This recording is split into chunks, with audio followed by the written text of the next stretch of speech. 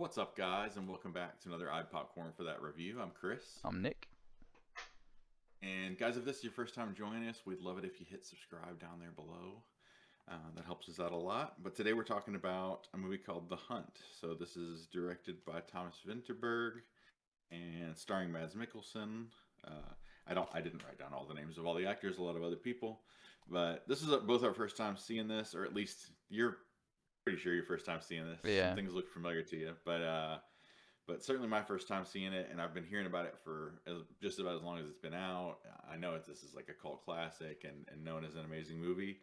And I don't know about you, but I was not disappointed at all, dude. Nah, I wasn't disappointed Amazing. either. It was like I liked it a lot, but there was like times where I wanted to just like reach through the screen and slap some people. Be like, what the fuck is? It's like it's kind of a hard watch. It's an extreme. No, it's an extremely hard watch. Yeah. Dude, I'm squirming over here the whole time. Right. Like not the whole time, but like there's these pivotal moments all throughout this where you're like, oh my god. Like if you're it's almost like the story of Job from the Bible or something like that. Like this guy cannot catch a break at all. Right. It's really not a good time for our main character here. So he's harrowing watch for sure. Like this is like the gore like this is like psychological gore Yeah. actually. But so our main character Lucas is a kindergarten teacher, and his best friend's daughter goes to the same school that he teaches at, and anytime that her parents are arguing or fighting or whatever, she kind of like goes to Lucas for some sense of normality or home or whatever. He's almost like a second dad to her. Obviously, he's been in her dad's life forever. And her name's Clara, by the way, or Clara or Clara. And his best friend's Luke, or his best friend's Theo, and his wife Agnes. And so that's really all the setup there is. You know that he's close with this little girl. Sometimes he'll walk her home from wherever, or and there's a scene where they're like holding hands together. And knowing the little tiny, did you know anything about this going into it? I mean, besides the description, no, not really. I mean, I just knew. I don't even think I read a description before. I just knew that there was like something about him getting falsely accused of doing something extremely inappropriate, but I don't know exactly what. Right. Something with a kid, and and the fallout of that, and that is essentially what you get. But there's a lot of nuance to this too. Uh, but essentially, it's just as simple as, and I mean, if you don't want to know, you should probably just go watch this movie if you haven't. Like Mhm. right now, run somewhere and watch this. But I mean, I guess you got to be in the right headspace, and like big trigger warning for a lot of different topics of this might not be the movie for you if you're sensitive to some certain things. But but yeah, if the simplest thing is that she is shown a picture on an iPad by like her brother and his friend, I think. Right. That yeah, and it's a graphic, and it just kind of puts an image in her mind, and then she's sort of starting to form a little crush on Lucas, and there's a scene where all these kids are dogpiling him, and she kind of dogpiles him at the end there and kisses him on the lips, and he's like, oh, okay, we're gonna have to have a conversation about that. Yep. And she gives them. He find Does he just find it in his pocket? Yeah, I don't know if she slipped it in when she gave him like the kiss or whatever, but she makes like this little heart out of like plastic beads and wraps it up, and I think it says like from Clara or something. I don't read Danish, so I can't really say. Right. And then so he confronts her about the kiss especially, and also the heart thing, and she denies the heart thing. Hmm. And by the way, this little girl has this very characteristic. I mean, not to pick on her. This is her in real life. Or I don't know if it's just written into the character, but she's got this little kind of tick, like a Oh yeah. You hole in know her mouth. who she kind of looks like too is the little girl from The Brood. Mm-hmm. By the way, some of the best child acting I've ever seen, like up there with like let the right one in and stuff like that. Because sometimes I think a child actor can pull a little bit away from the quality of the movie if you Mm-hmm. don't get a good one. I think she did not take anything away from this, um, but yeah, she so that happens. She denies the heart thing, whatever, and then he gives her the heart back and tells her to give her to some other boy or whatever. And she goes. She's decided she's mad at Lucas now, and she goes to. I don't know if she's just another teacher or if she's got like a position of more authority than I just. think she's like probably the person who runs the school basically. But she goes to her and says she's upset. She's mad at Lucas, and the teacher says why, and I don't know how to dance around what she says next, but it's not as bad. What she initially says is like strange and like would lead you to think some questioning things, but my interpretation was that the teacher or the owner of the school or whatever principal or whatever she is really did some creative thinking with that and like carried that to like because the next it's like telephone because the next time she repeats it to somebody else she really embellishes. Don't you think? Yeah, and there's definitely a lot of like leading the witness of the kid. Like, is this what happened? And the kid's like, maybe, you Yeah, know. maybe he did expose himself to you. Like she's like, and every time, oh, it's so frustrating. It's really an interesting experience to watch this movie because you just really feel like you want to intervene, like you want to reach through the Yeah, screen and literally like intervene on in things to stop things from happening in this. But anytime the girl starts to say like, I just made up a silly lie, I don't want anybody to whatever, everybody's like, shh, honey, it's probably just this is probably just a coping mechanism. You're yeah. probably just unable to deal with the trauma what has happened to you, and They're you're like, making up this little. And it's like, can somebody please? they're like, no, it happened. And they're like, yeah, my child's 5 years old. She doesn't lie. She'd never, my 5 year old never lies. And this is his best friend. Like he goes over to his best friend to talk to him about it, and and he's like, "What do we need?" I don't know what all gets said, but it's like the fact that his best friend, is immediately being believing his kid over. I mean, I guess that's what you do. I don't know. Yeah, If it's your best friend, don't you take a minute to stop and say, "Is it possible?" But yeah, I just blame the mom a lot more than the dad in this situation, just because the mom heard her say, like, confess to this being just a lie, a rumor. He didn't do anything wrong, and then she.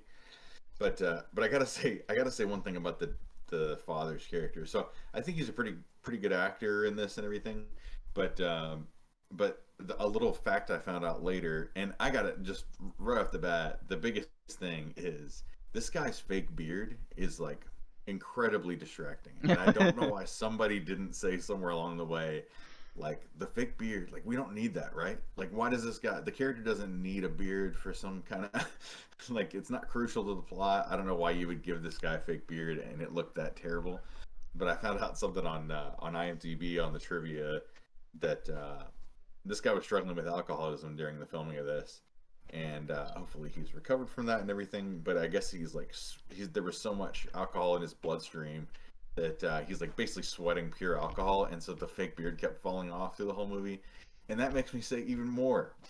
Why would you not change your mind about the fake beard in this movie? that's wild. I don't know. Did you notice that as much as I did? I don't know. It I just did bothered me think it every time he looked, was on screen. yeah, it did look kind of off, and I was wondering if it was like, his hair looked pretty fake too, though. Couldn't tell if it was a whole Yeah, thing or I don't know. it's probably a whole thing, but yeah, that fake beard was terrible. Um, but yeah, so you're essentially just watching this guy's life spiral into oblivion, and uh, and again, we're kind of in spoiler territory here. I don't know if we have to, I don't want to go through everything in this movie, uh, but he even though he does get like he gets arrested and pretty quickly like this is spiraled with the kids too, and all like there's a bunch of other kids in Clara's class that have said that they were abused as well, but they all are telling the same repeated story about a basement, and they don't even have a basement. Like all these detailed stories about the how things looked in the basement, whatever, and they don't have a basement. And so that he does get acquitted, or I don't really know if it's acquitted. He just gets released. But the town has he's been convicted already, in everybody's mind, Yeah, I mean he's and so guilty in everybody's mind, and that's the the thing that town just runs sucks. with this. Yeah. And that was one of the hardest things to watch through this, is just all of his former friends and the whole town has just abandoned this guy, and they've all decided that he's guilty in their minds, and that's the bulk of the movie. I mean, it does. There is kind of a climax and an ending and everything like that, but that's the majority of the movie, is just watching this guy's life. Watching how far a lie can go, um, in ruining someone's life. Yeah, and Um, like the big thing for me is how passive he is about the whole situation. Like when he's initially getting told about like, hey, that this kid said something that may not have happened between you two, and he's just kind of like, well, what did they say? Oh, you would think what? he'd be I'm, screaming that dude, he's never done yeah. anything like that to anybody. I've never done anything to any of these kids in my life. This kid's just making something up. Like the whole situation where she like When he's kissed like, him "It's on my his, best friends." yeah, and the whole situation when she kissed him like on the mouth and he's like, hey, you can only do that to your mom and your dad. He should have immediately gone to one of the other teachers and been like, hey, here's the situation. He She also put this little heart in my, because that's one of the things too, mm, is he said the he never little mentions girl, any of that he stuff. never mentions any of it, like, and he should have done that immediately. And like, cause the little girl kind of flips it and be like, tells the teacher that's in charge, like, he gave me this heart. So it's Hmm. like another damning piece of evidence that isn't true. Yeah, it's just that I will say that, like, it doesn't detract from the movie for me or anything like that, uh, but yeah, I would think most people, but you never know how people handle these situations in Yeah. reality. But you would think somebody innocent, because he's innocent. The audience is in on the fact that he's innocent. Hmm. You don't have to question it or anything like that. Uh, but yeah, you would think he would at least say, like, here. Well, I don't know who's accusing me of what, like, because they're not letting him in on all the details of what's going on. But it's like, I don't know who's accusing me of what. But if it has anything to do with Clara, first of all, that's my best friend's daughter. I would never, like, she's like family. But second of all, this thing happened. She might have had a little crush on me. She gave me a kiss on the mouth. I explained to her this. She gave me the thing. He doesn't go into any of that at all with anybody ever throughout the movie. So it just adds to the frustration and it's a good, again, I hope you know what I mean when I say this is a frustrating movie to watch, but in like the best way ever. Like, this Yeah. is absolutely like peak movie making here. So, not to take away from the movie at all, but yeah, it's just a very frustrating thing to see happen, and yeah. So I mean, I guess, do we want to go into like ultimate spoilers at the end?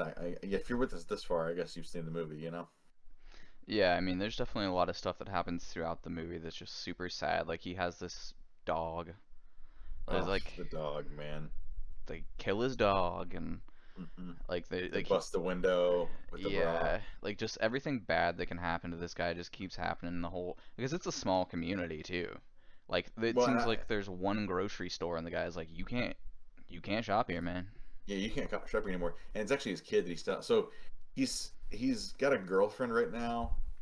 Like when things start to unfold, he's got a girlfriend, but he's also got an ex-wife and a kid with the ex-wife that's like a teenager, and he wants custody or at least visitation rights with the kid, and it seems like that's being a problem. And immediately when things start to unfold, that's one of the first things, is that the principal or whatever, the one that Clark like said all this to, she makes a phone call to his ex-wife to let her know that she shouldn't have Marcus come over and be with his dad, because his dad might be like, she just really runs with this way too much. She's a big factor in this Yeah, too. she just tells Uh, everybody. Like, and it should be, if you're gonna tell anybody, that you talk to the parents and the police, but she tells like yeah, every teacher, every other, every other parent, it's just crazy. Yeah, and that's what led to the parents like talking to their kids and them accusing him as well. 'Cause she sat there and told every parent, like, if they're having nightmares or bedwetting, it's like they're 5 years old.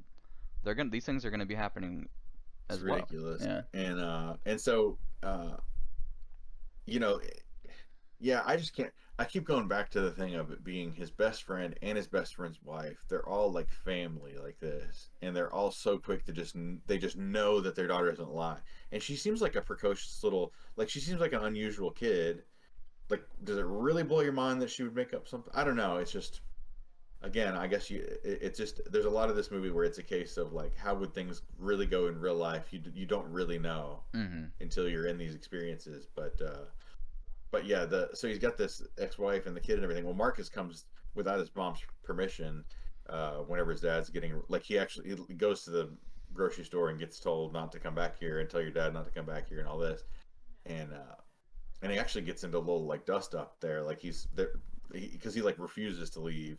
Am I right? Well, Or is that just That's when Mads Mikkelsen goes oh he's just later. like threatening he's just like threatening them when they're kicking him out or whatever. He's Yeah. just like yelling at them and stuff. But yeah, so this happens, and when he's walking back to his dad's house, he's watching his dad get arrested, and then it wasn't clear to me exactly. I guess there's just like another family friend. He like kind of I know what I'm thinking of, because the son goes and confronts the family, Theo and everything, and ends up confronting the little girl Clara directly and like Mm-hmm. spits on her. I think like it's just making everything. That was a hard scene to watch too, because it's just like making everything look so much worse, Right. and and it making everybody so much more upset with the family and everything. But yeah, so I mean the son's a pretty big role in this too, because you're trying to figure out like what is he going to do with this information about his dad. Is he going to be on his dad's side? A lot of people are not on his dad's side anymore. All of his old friends are like There's like one don't want him friend anywhere around. that's like still like trying to help him out, and like it's his like son's godfather. And Yeah, and like that guy's dad is helping with like the lawyers and stuff like that. So um, yeah, they help in a lot of ways, but it just does feel like everybody's against him now, and he loses his girlfriend over this because he takes it to be that she's questioning.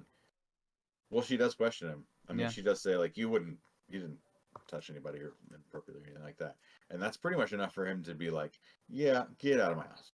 right. And I kind of get it, if somebody that you know and love is questioning you, but I also understand But it it's makes you also at the really same time put like yourself. you don't always know what You don't somebody's really always know capable a of. person, Yeah. but I can see both sides of it, because being questioned like that would obviously be heartbreaking, but being in this scenario, we don't know how long they've been together. It doesn't seem like very, very long. No, I Like think it it's like seems a like a pretty month fresh, maybe, if yeah, it's that. like a pretty fresh relationship. So, yeah, I can understand her being questioning it, even though from our perspective as the audience, it's hard to forget that like it's not obvious to everybody else, you Right. know. Um, but yeah, this just about. I hate to say it, but if hopefully if you're with us right now, you've seen this movie, because this hopefully you understand why this is about as close as I've ever felt like punching a little girl. Right. Like she is just really, really just fueling the fire of ruining this man's life, and she doesn't ever really apologize. Yeah, To but be she is honest, I a mean, 5-year-old. She doesn't understand the like weight of what she's done. I know. I mean, I don't really want to, but it's just, but it's just you just want something to be different so bad in this Yeah. scenario. Um, I'm, uh, I was trying to think of another. There's a couple other things I looked up here. Oh, so the actual little girl that played Clara, they never filled her in on the details of what she has accused Lucas of. So Okay. they just told her she accused him of some crime, and they kept her in the dark otherwise, which I thought was the nicest thing to do. Yeah, Right, definitely. and not good for her to think, know the details of what she's in. Um, and so Thomas Vinterberg was uh, at some film festival or something, and this child psychologist walked up to him, and he was congratulating him on some movie that he had just done, The Celebration, I think. But he also handed him this stack of like newspaper articles and things like that, all about kids sort of like falsely accusing people of this kind of scenario happening in real life, Hmm. and like begged him. He said he's got to make a movie about this because this happens more often than you think or whatever. So that's what prompted this movie's existence. And it is actually like there's a bunch of similarities to a real story in Sao Paulo, Brazil, in 1994. That's like the whole thing with the made up basement, and um, there was a couple other things, but there's a lot of similarities between this and that story. And this is the spoileriest thing that I have to say about it, but in this movie at the very end, things are better. Enough time has passed. Lucas's friend has seeing through the because he mentions earlier in the movie, he can tell when Lucas is lying because of his eyes. I don't remember what the scenario like the. Do you remember what the circumstances around that are? I don't. He was asking like how things were with his ex-wife, and Lucas was like, "Oh yeah, they're good." And he's like, "You're lying. I Right. can Okay. tell when your eye twitches or something." And so the end, which is like the most iconic shot from the movie, right before the end, it's like Christmas Day, or Christmas Eve, Mm-hmm. and they're in the church and they're watching the kids sing. Clara's up there singing and everything, and he turns around.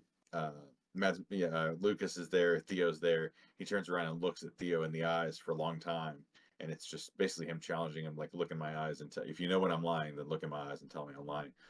And he turns back around and he's crying, and he's got wounds on his face from what I misconstrued as a story about his son Marcus. But he ends up going to that grocery store because he never gets the message about don't go to this grocery store, and gets himself beat up over it and everything.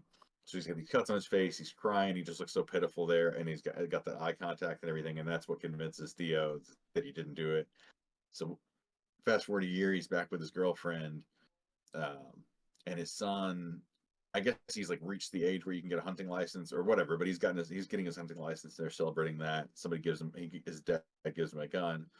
They go out on a hunt, and there's a little bit of deer hunting earlier in the movie too. So that's where I guess the name is coming from. But also like the witch hunt of Mm-hmm. double meaning because of the witch hunt of everybody versus Lucas. But they're out hunting, and you kind of have this idea of like this is going to be the end of the movie. Everything's peaceful, and we're back to normal, as close to normal as we can get. And then somebody in like out of Lucas's range of sight, because he's like blinded by the sun, like standing right in front of the sun. They shoot at him, and then they cock the gun again or reload or whatever they do, and act like they're going to shoot. Like they're aiming right at him, and they act like they're going to shoot again, and they turn around. He never gets a good look at him, and that's essentially the end of the movie. And there's an alternate ending, where Lucas just gets shot by that person and is just left to die in the woods, and then the roll credits. Damn. I kind of thought that's how it was gonna end there for a minute. I was thinking the ending would be more brutal, like maybe his suicide, or Yeah. like earlier in the movie, I was thinking like, how are they going to wrap this up? Like, does he kill himself? Does he, where does this go? Does he end up in prison forever? Like, where does this go? Mm-hmm. But yeah, that's where it goes. I I think this is better than that alternate ending. I'm Yeah, glad it I doesn't just mean, end like as because he bleak as doesn't, we've seen a lot of bleak ending movies recently. and he doesn't deserve to die because he didn't do anything. It's just kind He of didn't do showing that anything. like even though they've accepted him, there's still somebody out there that's willing to kill him. There's always going to be people out there that, yeah, this just leaves you with a lot to think about afterwards. I don't know about Mm-hmm. you, but I just keep returning to this in my brain. Like, I think this is going to be something that sticks with me for a long time. This is a really, really, we're watching a ton of stuff, and we are getting a lot of, for me anyway, we're getting a lot of hits where I'm like, ooh, this is going to be a movie I remember for a long time. Bone Yeah. Tomahawk, and the Skin I Live In, and the Handmaiden, and all. But this is one of those, man. Like, I don't know if I'm skipping ahead here, but I'm tempted to give this a 10 out of 10, or at least a 9.5 for the fake beard. Yeah, right. Perfect 10, but 9.5 because of the fake beard. Yeah, I mean, I'd probably give it like a 9. It was a very good movie. Yeah, it is just, it does not lend itself to a whole lot of rewatches. Probably, it's like I Yeah. said, harrowing watch. I guess at least if you rewatch it that it's more or less ends okay, but still very hard to watch a lot of scenes in this. Yeah. So the I think the next movie we're watching is going to be Dumb Money, Yeah. if I'm not mistaken. But yeah, click the link below for my Letterboxd channel. I'll have a direct link for the list of movies that we pull from anytime we're reviewing other movies that aren't new movies on this channel, and like this one comes off of this list. And comment below if you've seen The Hunt before. And yeah, share this with your friends. Hit like if you like this kind of thing. And we appreciate you watching this as always, and we'll see you the next time. We'll see ya.